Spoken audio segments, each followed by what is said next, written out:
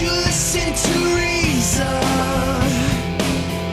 Will you open your eyes? It's a wonder what you'll find with an open mind. You may be surprised. Yeah, gotta get away from this illusion for the sake of the world. This delusion, it's gotta go. Yeah.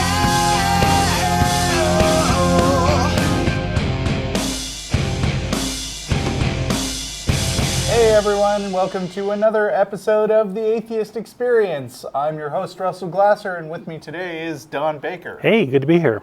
Also with me today is an unusually large studio audience. Hey, can we hear you a little? Yay! All right, so I'm just dying to know how many people here are in town because of South by Southwest? Anyone? So you Okay. just made this trip that happened to be at the same time as this giant event.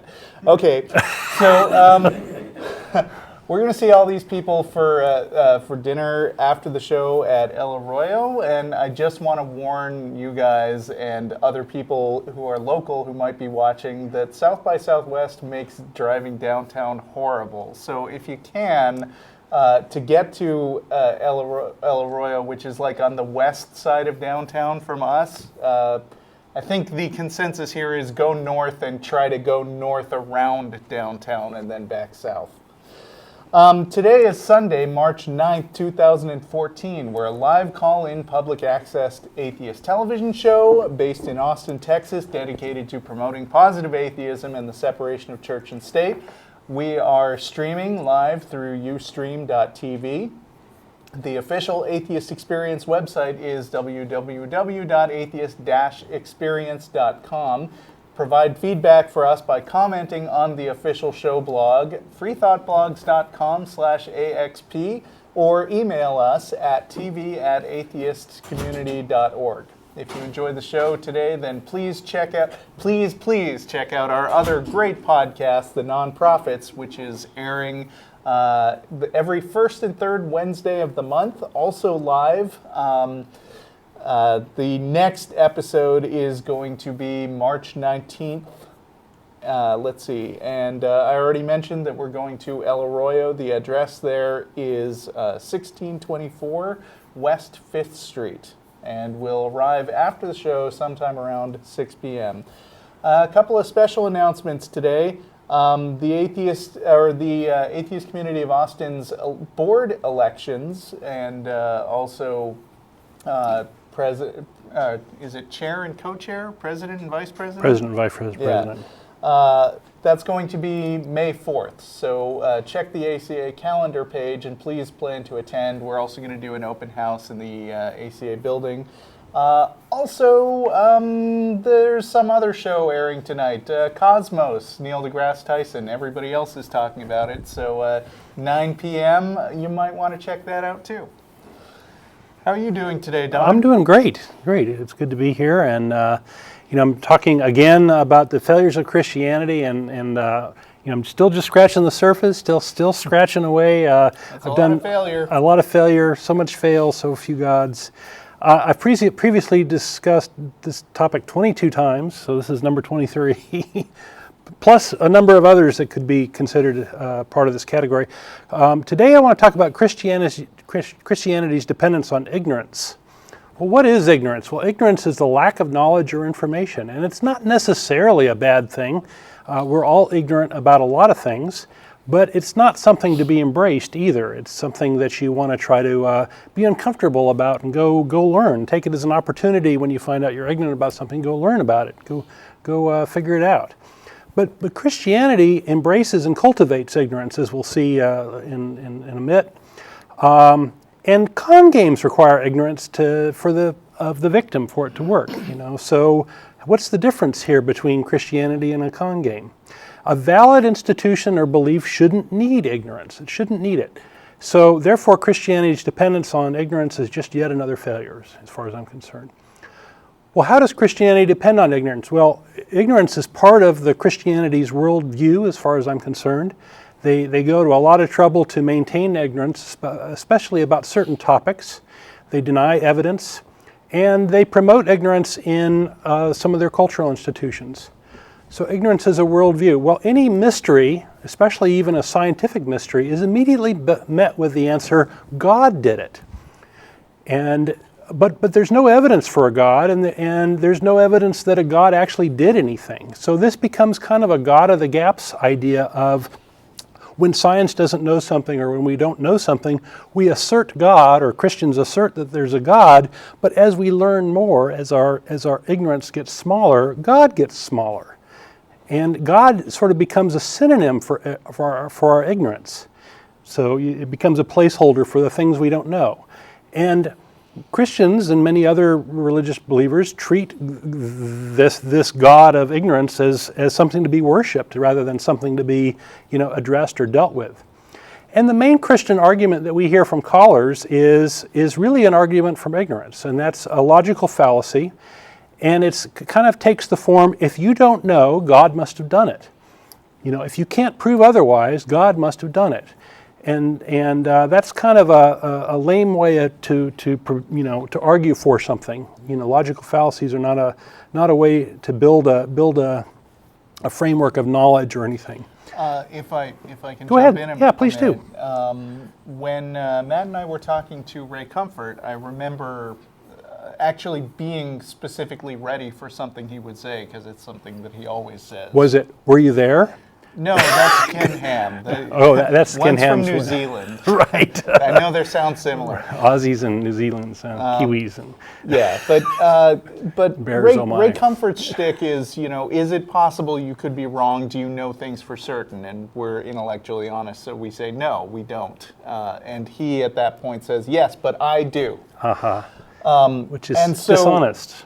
Yeah, I mean, and it's still a glorification of ignorance, like you're putting it, but it is sort of identifying as absolutely certain stuff that you are not really in a position to know. Mm-hmm. Yeah, well, that's a good point, and that's actually something I never really sort of touched on here. So yeah, there's a lot of different tactics, and so there's the "were you there" tactic. Right. But the answer to that is, well, neither were you, right? So how do you know what you know, or how do you know what you claim to know? And any criticism of the actions of God is met with, oh, God works in mysterious ways, i.e., you're ignorant. Well, if that's true, then if we don't really know the mind of God, then aren't churches frauds by claiming to know the mind of God and claiming to tell you what God thinks and what God wants and these sorts of things?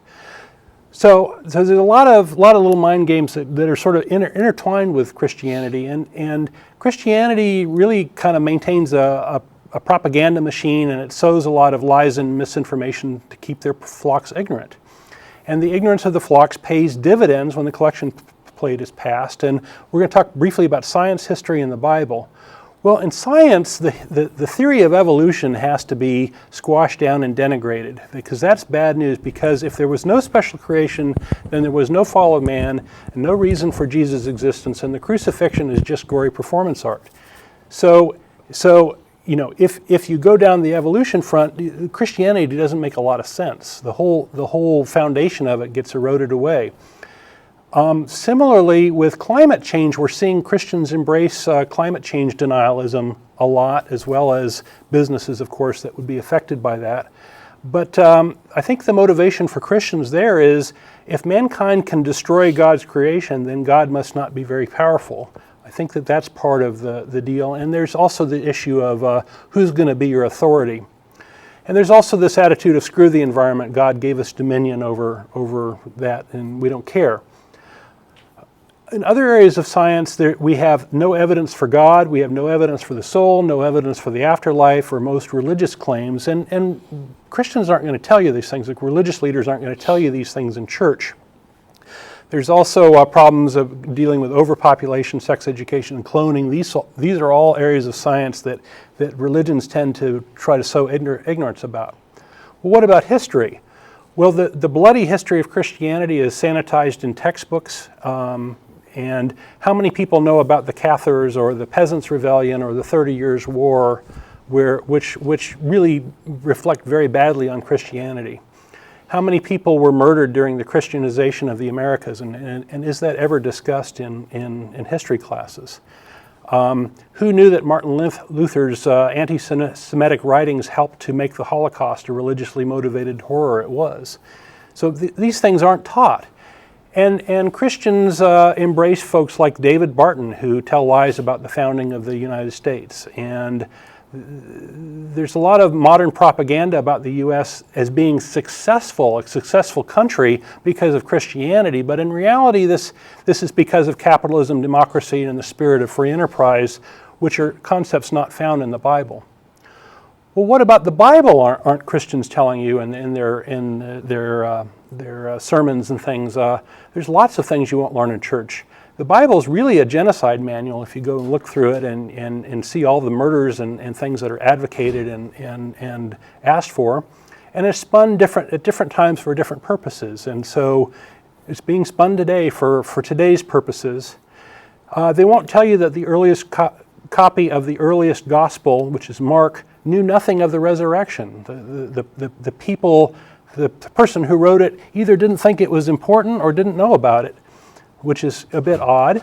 They won't tell you in church that the resurrection was common in various mythologies, earlier mythologies, as a means of explaining the seasons, and that it was something that was rattling around in Rome at the time Christianity was being invented. They won't tell you in church that you can pray for anything that you want and get it. There's lots of Bible quotes that tell you that, and you can try that out at home and pray and see that it fails. They won't tell you that the Virgin Mary is a mistranslation. The birth story was added much later than the story, other stories about Jesus. They won't tell you that the return of Christ already hasn't happened. And they won't tell you about lots of contradictions and other problems. But atheists are glad to tell you about that. I watched a debate not too long ago between Ken Ham and Bill Nye, Bill Nye the science guy. And Ken Ham is the Answers in Genesis guy from New Zealand, right? No. That one's Australia. Australia, okay. We also talked about that on the nonprofits. Yeah, and I was just very frustrated. I mean, here's an example of Ham asserting that historical evidence is inherently different than observational evidence. Right, yeah, and a lot. Yeah, and it's the idea that you aren't there, so you don't know a damn thing, therefore I can assert whatever I want in that place. Mm-hmm. And his argument really works for last Tuesdayism or whatever they call it, where I mean, some like fundamentalists will go way overboard with that whole science can't really know anything kind of thing, to the extent that they, try to argue that the speed of light might have changed for all we know. That basic fundamental principles of science, if we weren't around to look at them, then they could be anything. Right.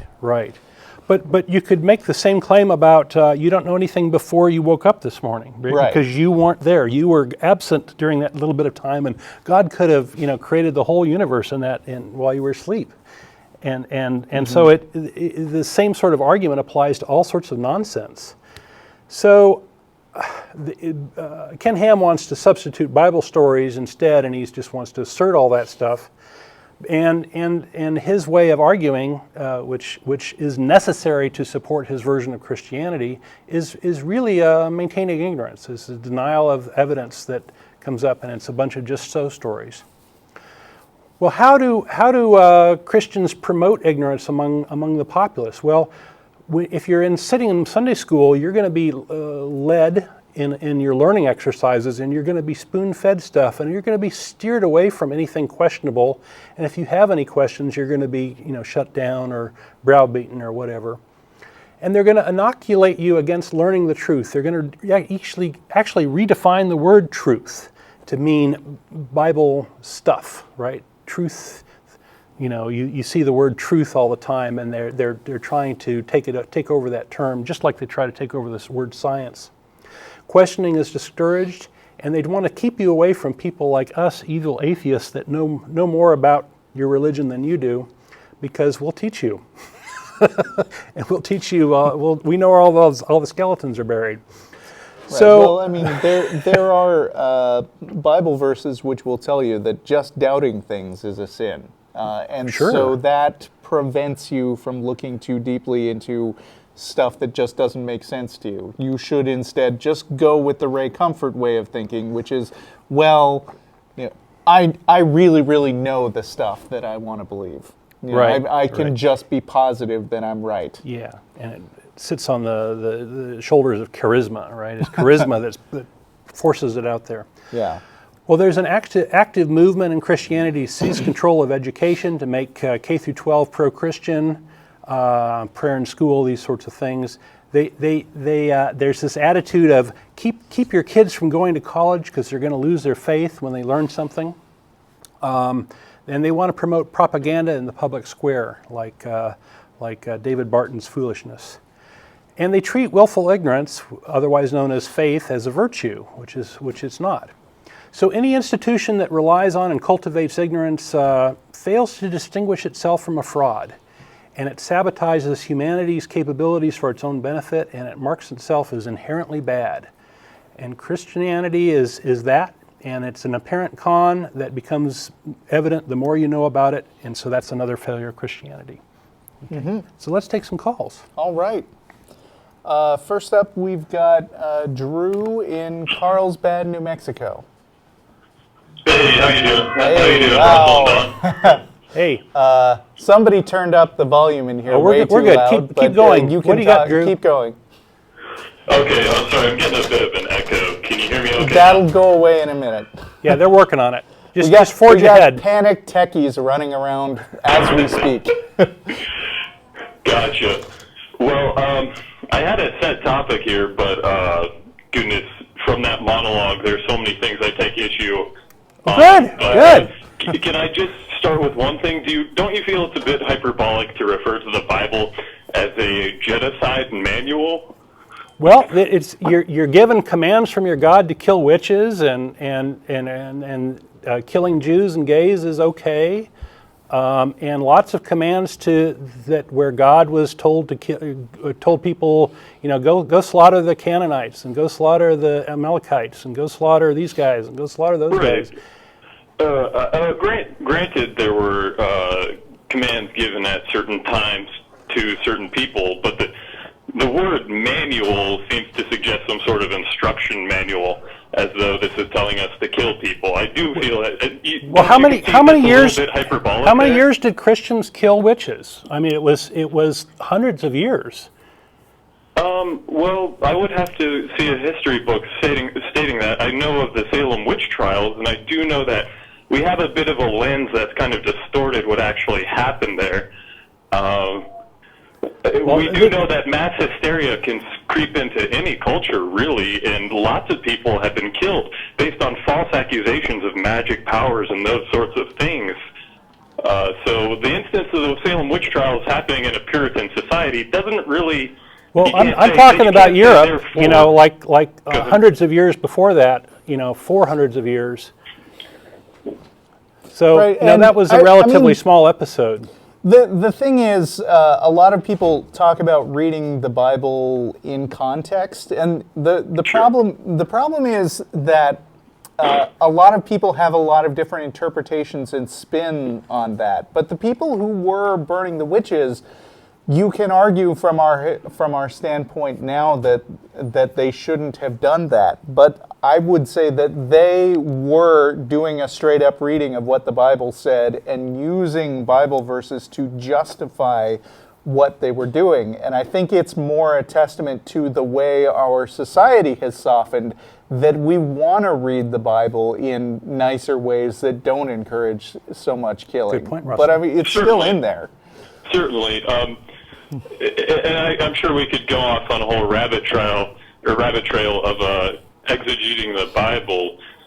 I don't know. I suppose the only point I would make in response to that is Jesus himself says, love the Lord your God with all your heart and love your neighbor as yourself. Everything else hangs on this. This is the lens through which you see the Bible. You love your neighbor as yourself. And obviously, you love your neighbor, you're not going to have a kangaroo court. And so God made a mistake the first time around? I'm sorry? God made a mistake the first time around? No. What's wrong with Jesus explaining how the Bible is to be interpreted? Well, he did say that Jesus is quoted as saying that I've not come to change the law. Certainly. So there was a direct command earlier in the Bible from this Yahweh character, this monster, to kill, right? Various things, right?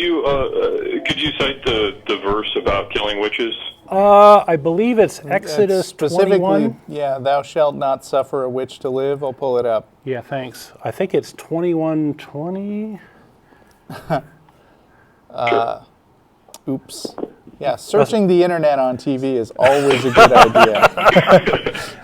I appreciate that. I am aware in general of the verse, but if we're going to 21:18. 22:18. 22:18. Exodus 22:18.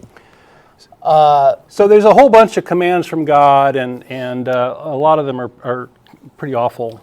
And there's lots of spin, which is exactly what you're doing, right? It's like, well, Jesus said this. I haven't made an effort once to negate that verse or to say it doesn't say witches. I haven't made that argument once, have I?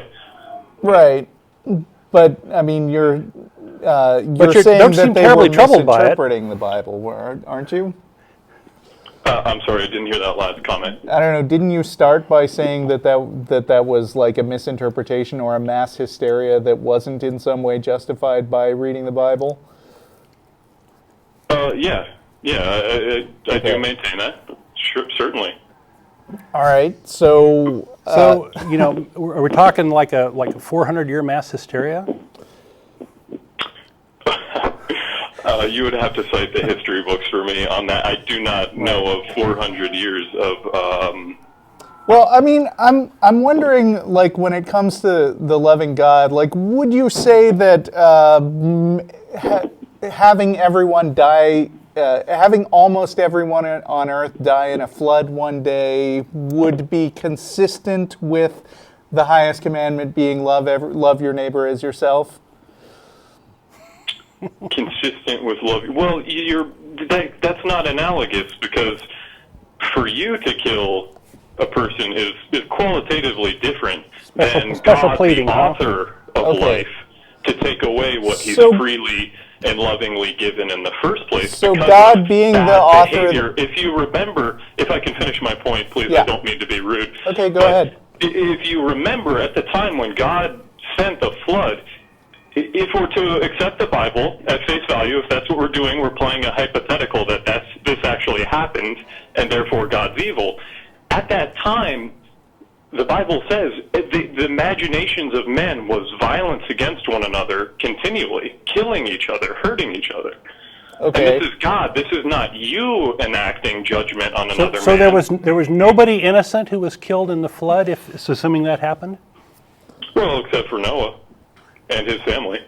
Oh, so there was nobody who was like in the womb and unborn? Sure. And they were evil, right? So you're saying the unborn were evil? Is that what you're saying?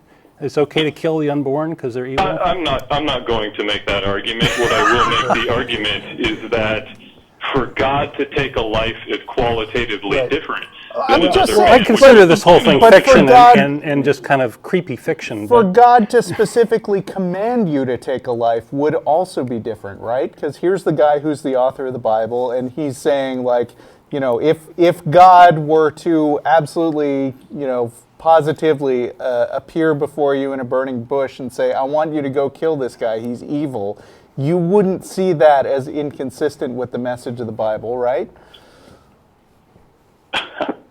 This is kind of a gotcha question. But it happens all the time Atheist in show.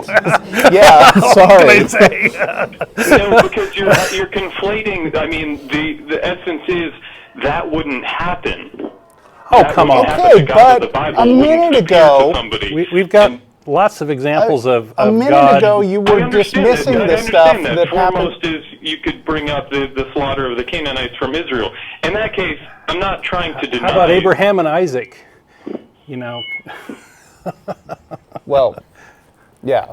I mean, Well, okay. didn't go through with that. The overarching point here was that, which wasn't even what I wanted to talk about when I actually called the show, but was calling the Bible a genocide manual. I mean, let's say there are 55 chapters, which I would say is an overestimate, documenting people killed by God. Of the entirety of the Bible, proportionally, to call the book a genocide manual, I laughed out loud. Well, you know, the New Testament, the Christians think it's better, but in a lot of ways it's worse because it introduces this idea of eternal torture, that if you don't follow God, you're going to be tortured for all eternity. And gee, isn't that much better than killing them, you know? So some Christians don't believe in hell, so, you know, I maybe... Right. But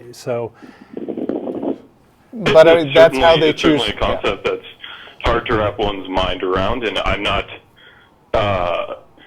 It's not something I relish. I don't particularly enjoy the thought of either of you, in hell, whatever we're to envision hell as, whether literal flames or some sort of figurative separation. Although I know some Christians do relish that thought. I mean, there are people like Fred Phelps out there who specifically... Oh, come now. No, Phelps, he is not representative. It doesn't matter if he's representative. I mean, Phelps. you're not representative. You don't have like a plurality. I mean, you may have... I don't know if you have views that would represent a plurality of Christians, but I would certainly say that most Christians would find that they disagree with you on most points just based on sheer numbers. Sure, yeah, we don't get a lot of consistency. By numbers, I can assure you, having grown up in the church, having been experienced Christian culture for 20-some years, I haven't met a Christian who's not horrified by the attitude of Fred Phelps, by his encouragement of prejudice against homosexuals and other people. Truly horrified. So to use him as an example, it would be for me to pick one of the most repulsive atheists in history, out there, sure, and to set him up as an example, and that's not fair. Right, but I mean, the difference here is that atheism isn't based on a specific text, which is supposed to be unfailingly true. And I think that the only way that you can get around verses like that, like in some sense, I think that Fred Phelps, when he reads particular verses of the Bible, he's taking them more seriously than you are. Whereas I respect your point of view that these verses are problematic, and we should get around them, and we should move on from them, and we should not take them so seriously or try to explain them away. If I can stop you there. Yeah. I'd like to point out once again, I have not tried to dodge any verses mentioned. Oh, so we should burn witches. I have not tried to dodge the concept of hell. Can I burn a witch? I tried to dodge the example of the witches. Okay, can I kill a witch? Still? Now? No, you can't. Why? No, you can't. Because our secular laws prevent us from doing that, right? Hooray for secular laws. I'm sorry, I missed that comment. I said our secular laws prevent us from doing that, and hooray for secular laws. Well, that too, secular, well, all right, let's not get into that rabbit trail. Okay. Listen, I did actually have a point for calling. Okay. All right, go ahead. So obviously the biggest thing that I took issue with was the statement, there's no evidence for the existence of God. And there are many, tacks I could take. We could go with cosmological argument. We could go with fine-tuning of the universe. All sorts of arguments. But please do. Hit will. us with your very best one. How about that? Well, actually, the track I wanted to take was miracles. And a different take on that would be there are certain atheists, famous atheists, who have talked about miracles they experienced while they were still Christian, And I figured that would hold a little more credibility as to the actual narrative of the supposed miracle. Obviously, you wouldn't credit as a miracle. Like, can you give an example? Yeah, certainly. First off was Dan Barker. Okay. Who talked about when he was a Christian, he was at some sort of revival. Right. This is actually on YouTube. You can find this clip on YouTube. Yeah, I've read his books. I'm familiar with this story. Go ahead for our audience. Right. So he, in a moment of faith, I assume he was also very emotional in this moment, lays hands on a mute person, says, "In the name of Jesus, I command you to speak." And the man opens his mouth and speaks. Actually, I'm not familiar with that story. Do you have you heard anything Dan Barker has said about the experience since he became an atheist? Oh, of course. I heard this story. He said this after becoming an atheist. He was recounting this story, and he was specifically asked, "Well, how do you explain that now? How have you reconciled what happened?" And he said, "I don't know." That's the right answer. You see, to say anything else would be an argument for ignorance. To assert it was God would be to say, "I know it's God because you can't prove otherwise." Well, of course, and I'm not taking the track of certainty. What I'm saying is, I'm taking when Vic Stenger says that if there is a God, we should expect to see interventions and answers to prayer. Right, verifiable ones. And that's what this is. So when I'm saying, recounting what happened to Dan Barker, this is obviously one small example, but if we take the accumulation of these things, you see that's exactly what's happening. Vic Stenger is answered. There is indeed interventions in reality. That God does answer prayers. Miracles do happen. This is amazing to me because you talked about you talked about 400 years of mass hysteria to throw out the whole witches thing, but gosh, when somebody gets suggested in a sort of emotional religious moment that they can do something that maybe they didn't realize they can do, that's evidence for God? I think that's a false analogy because with the mass hysteria thing, we're talking about 400 pages of history. We don't have a direct. Listen. Conflating pages from the history books with a first-hand experience, spoken from somebody with no bias to lie about what happened, because he was an atheist recounting a story.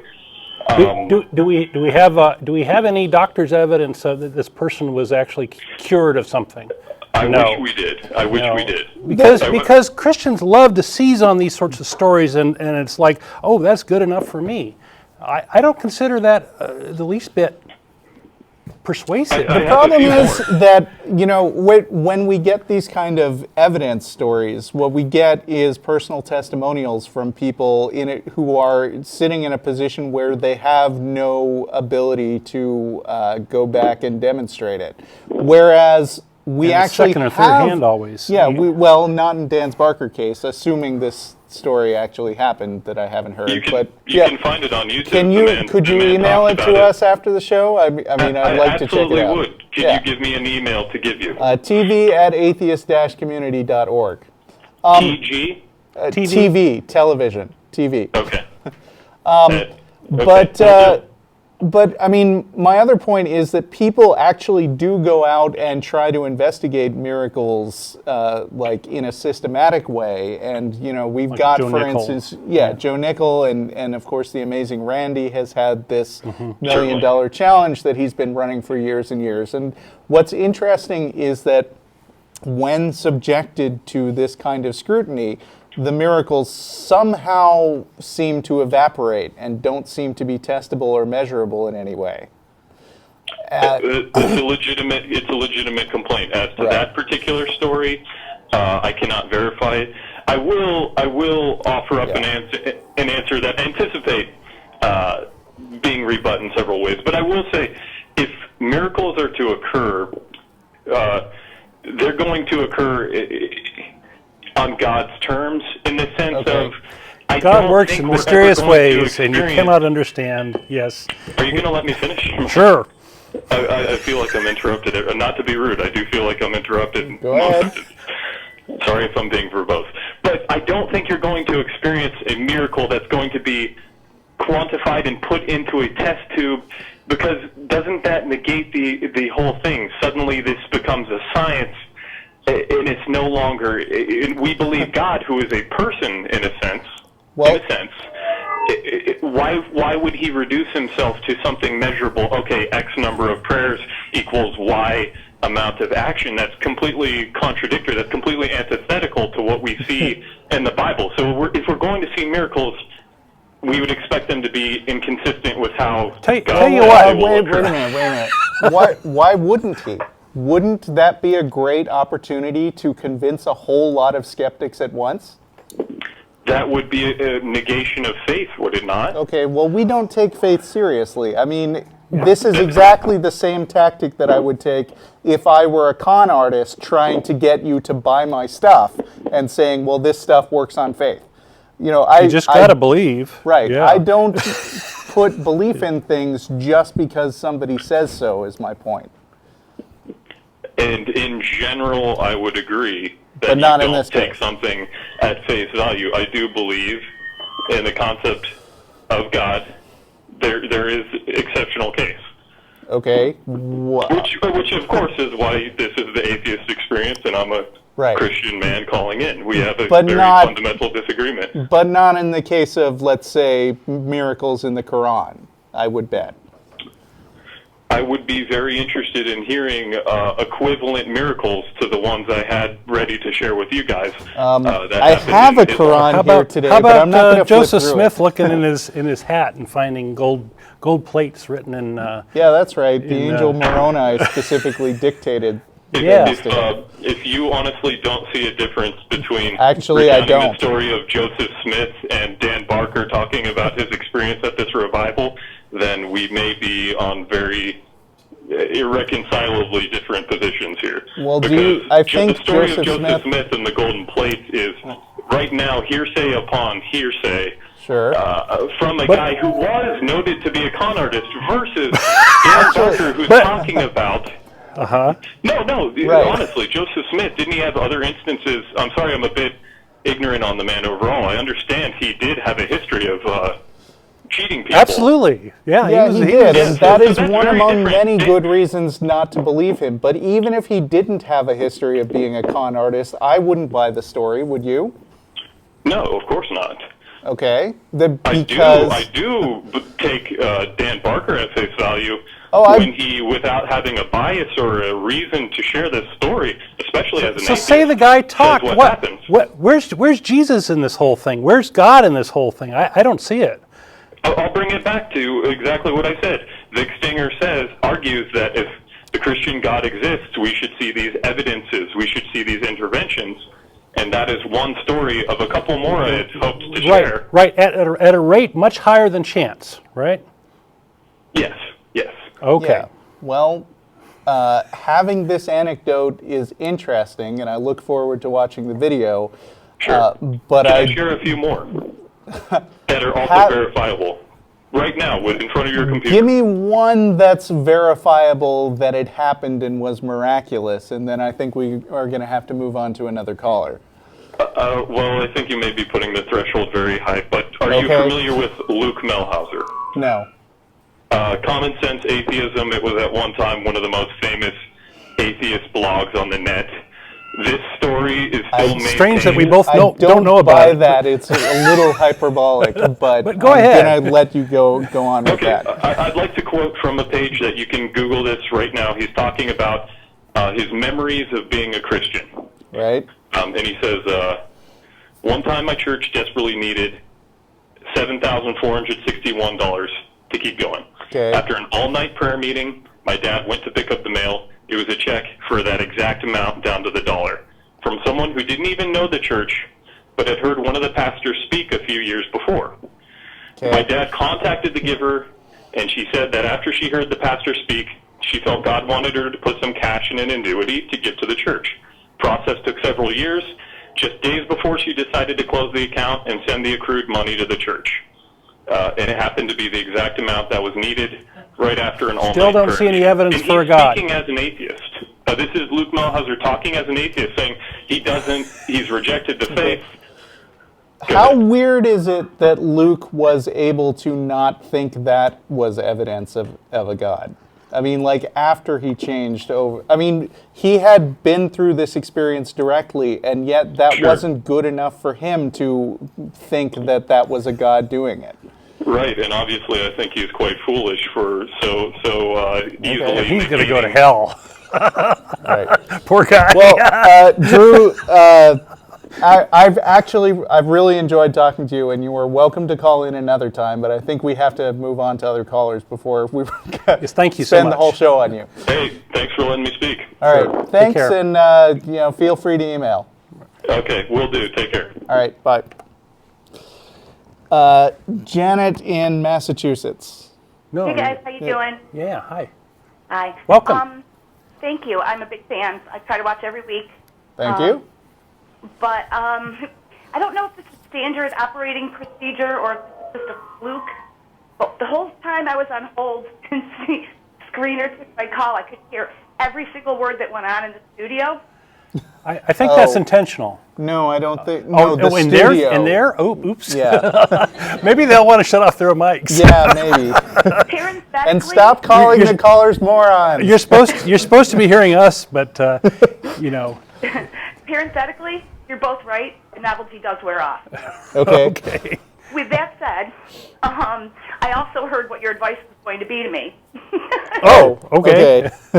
For the people who are listening, though, I was going to ask about kind of feeling like an atheist island in the middle of utter Catholicism and how difficult it gets for me sometimes. And I was looking for some guidance with regard to how I could find, and I couldn't find one, but I can't, not within an hour of me anyway, how to create one myself. And so the advice from these fine gentlemen was for me to check out their FAQs, which in the last 50 minutes or so I've been on hold, I did. Okay. And I did find it very helpful. Oh, good. Oh. Yeah. It's Yeah, a little daunting. Yeah. It sucks being isolated, right? And that's, I think, one of the challenges a lot of atheists face is sometimes they're literally steeped in this culture of Christianity or whatever their religion is, and gosh, wouldn't it be nice to hang out with some folks and just speak honestly and have a let your hair down, so to speak. So I would say that you have no idea, but I know that you do. yeah. Yeah, my husband is super Catholic, and it's really, the older I get, the harder it is for me to keep quiet. Okay. Yeah. Yeah, it's tough. It's tough in relationships with that sort of tension. So, finding an outlet, even just blogging is helpful. Even if the audience will find you, and you can meet people that way. Yeah, but Facebook is really good. Yeah, I'm fans of a lot of pages on Facebook, and it does help, but sometimes it has the opposite effect because it brings to my attention so many of the horrors that are committed in the name of religion, even today, that it's very hard on. It hurts my heart. And it's pretty easy to get outed yourself on Facebook. So I don't care. You don't care, okay. Okay. I mean, I do in a way because... Your husband knows, right? Oh yes. Okay.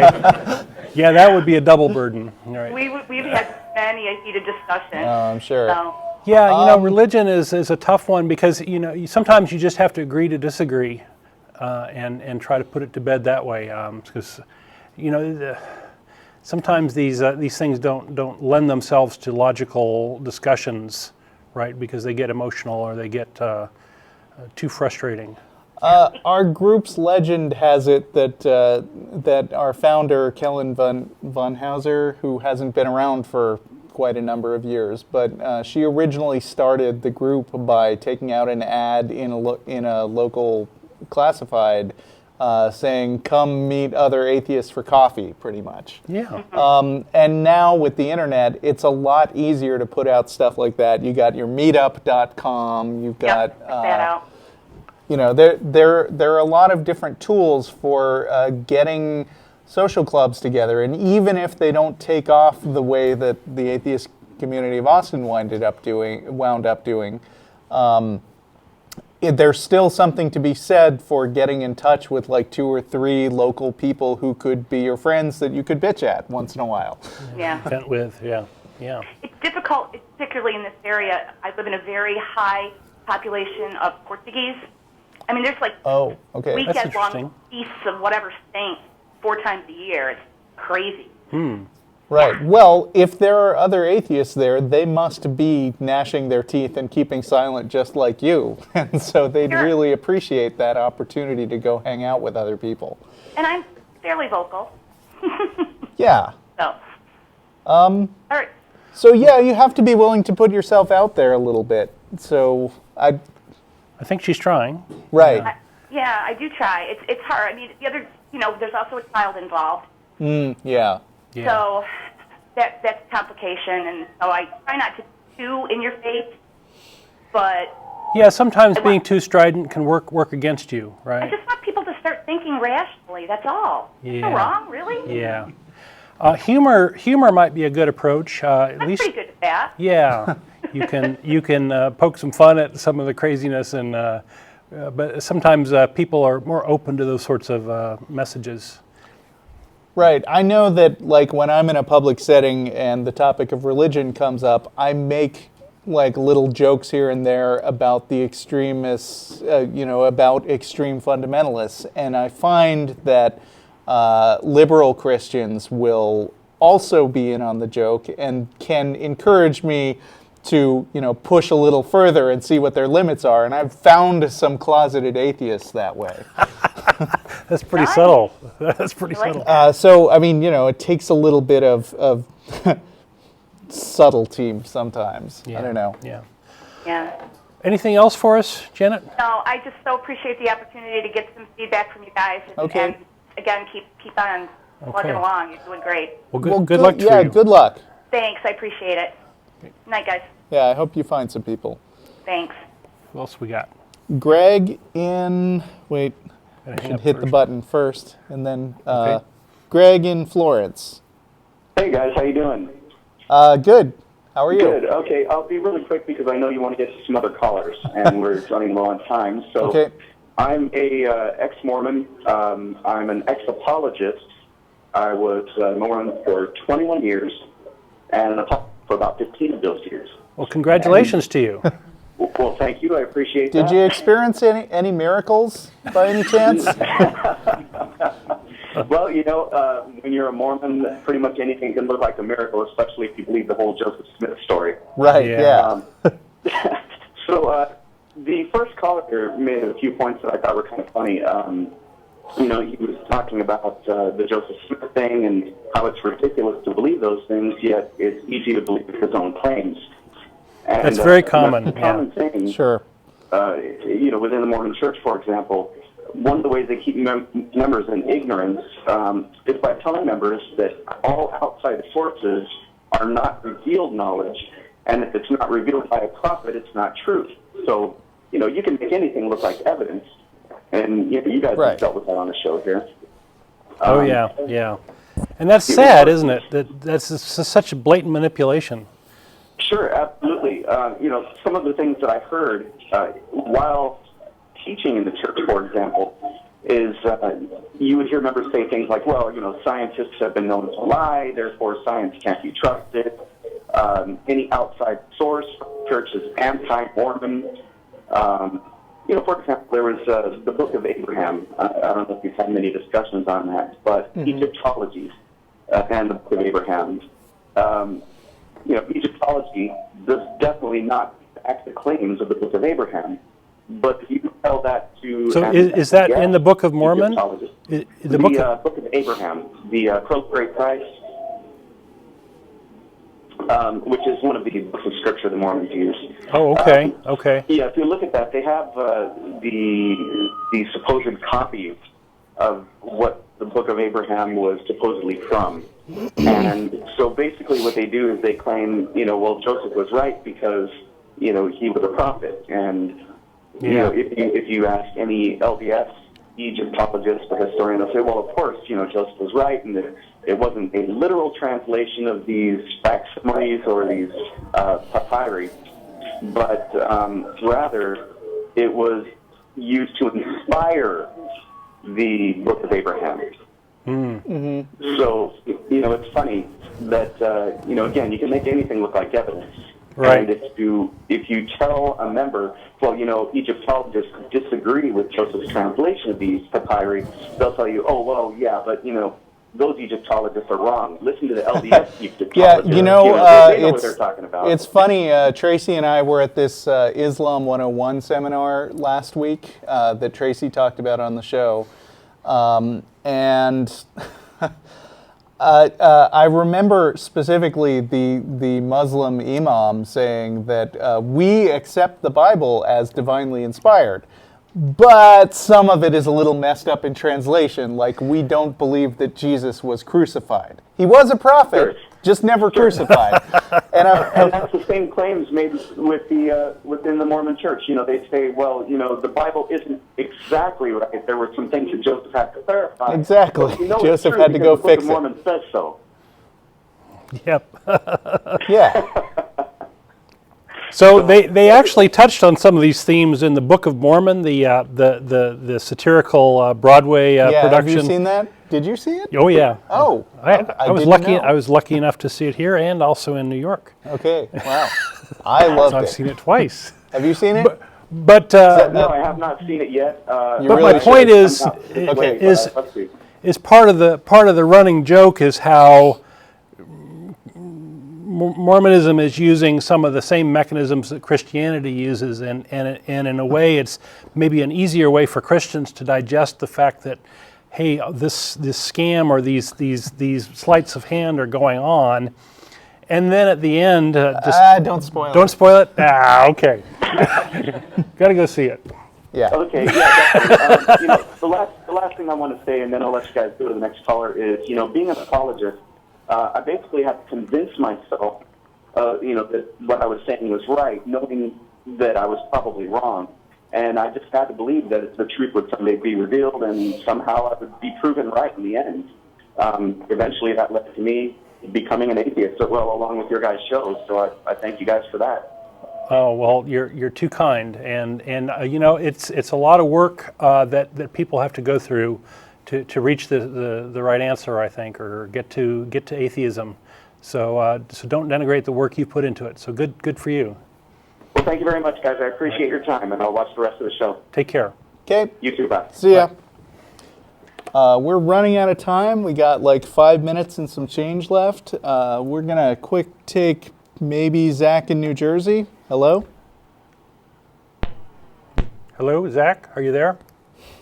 Flee, Zach. Flee from my terrifying gaze. Okay. Who else we got? Nobody No? there. Greg's gone. Okay, Kyle in St. Louis. Yeah, how you guys doing? Russell, Don? Hey, welcome. Hi. What's up?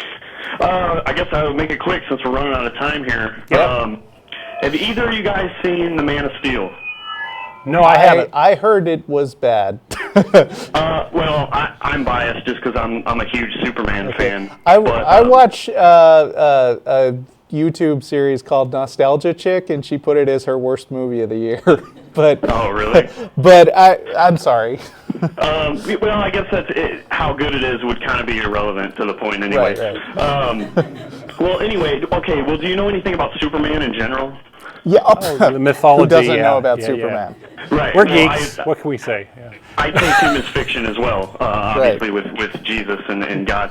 Well, they had a lot of religious undertones in that movie, and they were kind of trying to compare the story and the character of Superman to like God and Jesus.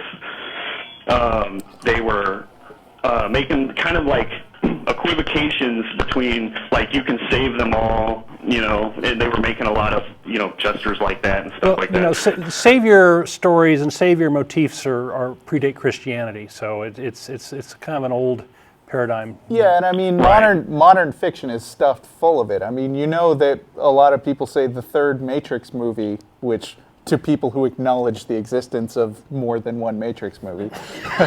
But the third Matrix movie Those supposedly sets up as Neo as dying for all of mankind. I mean, that was very deliberate imagery by the Wachowski brothers. Yeah. There's no accounting for taste, is all I'm saying. Yeah, I wasn't sure what their aim was exactly, but I was just going to make the point that the two characters don't equate on any really deep level, because Superman, to me anyway, seems to be kind of the pinnacle of morality, where he'll save you with no strings attached.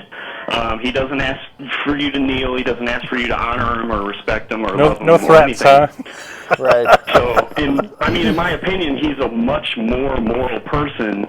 And as I was watching it, being a huge Superman fan, like I was saying, I was just kind of like, how dare you equate these two? It's kind of offensive to me because I kind of have an emotional, ridiculous attachment to Superman. They're running your hero through the mud, huh? Yeah. Boy. I believe Man of Steel was directed by Zack Snyder. Isn't he pretty right-wing, like as Hollywood guys go? I'm not sure, but I have no idea. I don't really know his background at all. Yeah, he also did The 300, and that was like a big slobbery testament to Western civilization beating those crappy Muslims. So Right. I don't know. Superman's about as good as it gets when it comes to even a fictional character. Right. And which is one of the reasons I like him the most, besides the fact that he's, the best. He's the most powerful. You're not biased, Obviously, though. That's a different topic, off topic. But anyway, I didn't know if you guys had any thoughts on that, but obviously if you haven't seen it. Superman's public domain, right? Or is he? By now, yeah. He's By owned now. by DC. But, Some of his stuff's 50 years old. Either he's public domain or he was licensed to this guy, and a lot of different people have their hands on these comic book characters. It's just the nature of the business. I'm sure that there are a lot of other artists who have come up with treatments that would be better, but you can't control every portrayal of your favorite. It may have just been an attempt to find an audience, right, and break in the bucks. Yeah. So there's a profit motive. It didn't work, apparently. Didn't work. Okay. And I guess this is how they see their God, like when people like us look at it, we kind of see this evil, malevolent character, and they see him just like Superman, I guess. Right. Well, we're almost out of time, but it just occurred to me to say that, this is a lot like the way the Bible stories are treated. You've got the old canon stuff, which is treated as a foundation, but then you've got all the different kinds of Christians, not to mention Muslims who claim to be building off it, and Mormons who claim to be improving on it, and they're all just basically writing fan fiction of one form or another. Right. Yeah, that's come up. That's come up. So anyway, thanks for calling, and we're out of time. See you guys at El Arroyo. Yeah, thanks for taking my call, Russell and Don. You guys have a good day. Take care. Right. Thank you. Bye. All right. We've had some great callers today. Absolutely. Thanks, Don. Yeah, I had fun. Bye. See you next week.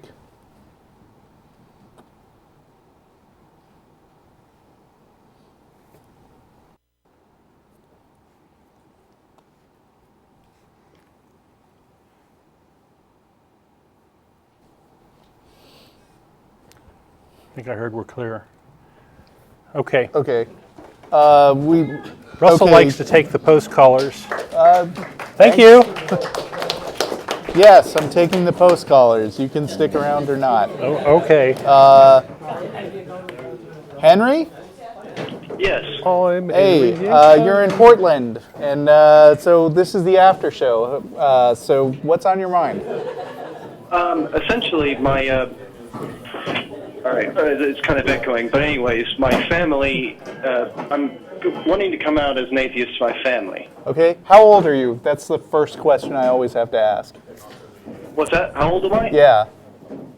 34. Okay, so you're totally not financially dependent on them or in danger of being kicked out of the house or anything. No, there is something kind of tied up with that, but I'd like to get that in a second. Okay. Essentially, the reason I feel like it might be a problem is every prior time I've ever criticized any of their beliefs, it's always taken as a personal attack on their integrity, like, why don't you trust me? Or they take it very personally, and I'm not criticizing them or saying that they're bad, and I'm not necessarily even criticizing their beliefs. I'm an agnostic atheist, sort of. I reject the claim that any gods exist, but I don't know. Yeah, people get emotionally attached to these things, and it does feel like an attack, even though it isn't, right? And in a weird way, it's kind of an unwitting tactic to say, "Oh, you've offended me," or "Oh, how dare you," or "Oh, you were going to insult God," sort of thing. Yeah, and it's like there's a very real thing that I could make them, like make my mother cry, and oh no, things. And this is things I don't want. Like right. I'm not, I'm a 34-year-old man. I'm not rebelling. Yeah, and I'm not saying this to upset them, but it's like, well, more recently, like my grandfather died a couple of years ago, and my grandmother just died. And I kind of, actually, it didn't occur to me because, like, my actual dad... Hey guys, turn off the studio microphone. That I would get a...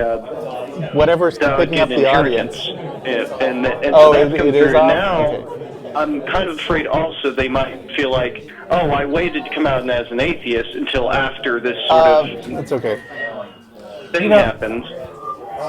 Well, I can't speak to that. I would suggest that you focus on statements about yourself, like "I don't believe this," and just sort of not go after the belief itself, or "I don't see the evidence for this," or "this doesn't make sense to me." You see how I'm phrasing it? Yeah, right. yeah. I think what's most important is not to, like. I am all about having arguments about why the belief in God isn't justified by evidence, but having it with your parents who are going to be upset by it, that is not the right time. Dangerous territory. Yeah, so, I mean, even having that argument probably won't be a possibility if you want to keep the peace for a while. So, and, if they go after you... What? I have parents, and I've actually done this just not too long well, ago. Hang on. You want to have my spot? Throw the mic at you. Come sit down. We've got an audience member with related experience. Have a seat. Yeah, tell me what you went through. Well, your name? Ari. Hi, Ari. What's your name? Russell. Russell, nice to meet you. Who am I talking? Henry? This is Henry in Portland. Henry in Portland. Nice to meet you, Henry. Hello. So the thing is it doesn't really have to be an argument. I talked to my parents about this. My mom, I'm not quite sure. What church do they subscribe to? Southern Baptist. Ah, Southern Baptist. Southern Baptist Convention specifically. All right, so it's going to be a little bit harder of a sell, but it's when you go far back enough, like at the singularity. Wait a minute. If you go that far back, atheists, we don't believe that there was really a God that did that, but they do, and it adds a sort of beauty to their world. It makes a lot of things just so much better for them to say that a God is what created everything. We can live with like something wibbly wobbly happened, and I don't know exactly I'm not quite sure exactly what that was, but for them it's a lot harder to handle that. So really, when you're talking to them about it, you shouldn't be antagonizing that. You should be mindful of the fact that the problem for them isn't that is there a God or is there not. It's the fact that when you take it away for them, it's a lot less beautiful. Right. What you're going to run up against is them maybe accusing you of making your mom cry, like you said, or in general saying that you're not a good person because you don't believe in God. And it's important to just not really have those sort of bigger philosophical arguments, but just assure them that you're still their son and you still love them, and you haven't gone out and started committing crimes. Remember, this is a belief. We believe very strongly that there is no God, but they believe very strongly that there is. And, they're not... I'm assuming that your parents aren't going to be the kind of people that... And this is an assumption, but I'm going to assume that they're not like going to go bombing abortion clinics or anything. So my parents, they're I would call them kind of classic conservatives, but slightly more liberal than the people around them. Right. They're thinking people, and they're very, very deeply caring. But it's just that I've approached them about subjects like this and about religion and about Christianity. Yeah. And gauging their reactions is why I'm kind of reticent about a little hesitant. Because they do take things very personally. Every question's like I'm questioning their own personal integrity when I'm not. Right. I'm actually questioning their judgment, but that should be okay. I am trying to give them the benefit of the doubt, and I feel like that maybe, in saying some of these things, maybe not giving them enough of a chance, but this is a very real thing. There's a lot on the line, and I don't want to lose my relationship with my parents. Right. Well, or the rest of my entire extended family, because I'm the only one among cousins and everything. Having talked to a lot of people who have been through the deconversion with religious parents, and that includes Matt and Beth and my wife Linnea and Jeff D. If you have a strong relationship with your parents already, this is gonna strain it for a while, maybe for a couple of years, but things. If you want to maintain that relationship with your parents, it's incumbent on them to come back around, and they usually do. And I would explain it kind of starting with what about this makes your world more like that you're gaining something from this belief. I would explain to them that this your atheist don't try not to focus on Christianity is bull, because people don't really react too well to that. I'm aware of that. Focus more on what you are gaining from your atheism. Focus on just how it makes your world better, sort of on a daily basis, and just explain that you understand that it's not really for them, but just that it is what it is for you. Yeah, I feel like that. I'm in a certain sense. I feel like they'll treat me like an adult, but it's just things that I've seen happen and things that they take very personally. It's kind of been pretty shattering and crushing. And the thing is, I'm also on the edge of coming out as bisexual to them as well, and that's. Okay. I take it one thing at a time.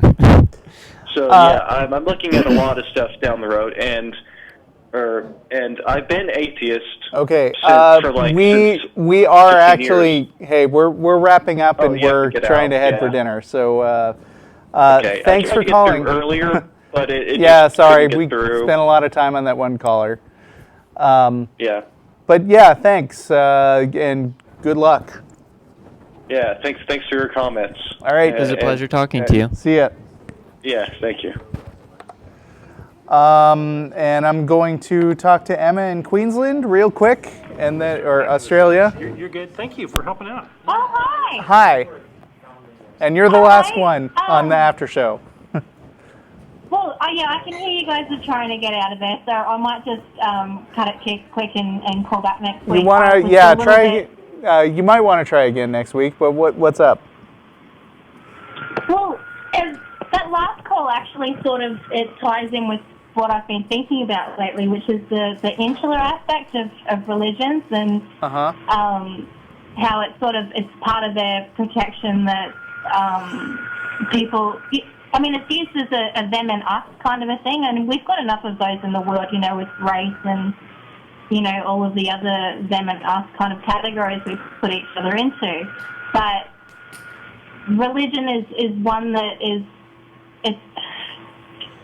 Sorry, I've just finished the night shift and I'm feeling a little frazzled already, so I really should have waited till next week to call. That's okay. I mean, if you want to ask a question, you can, or I could. I'm not sure whether or not I'm going to be on next week. I might be. Matt's going to be out a lot for a few weeks. Yeah. I just wanted to say, while I've got you on the air, that I'm actually a really big fan of you, Russell and Don.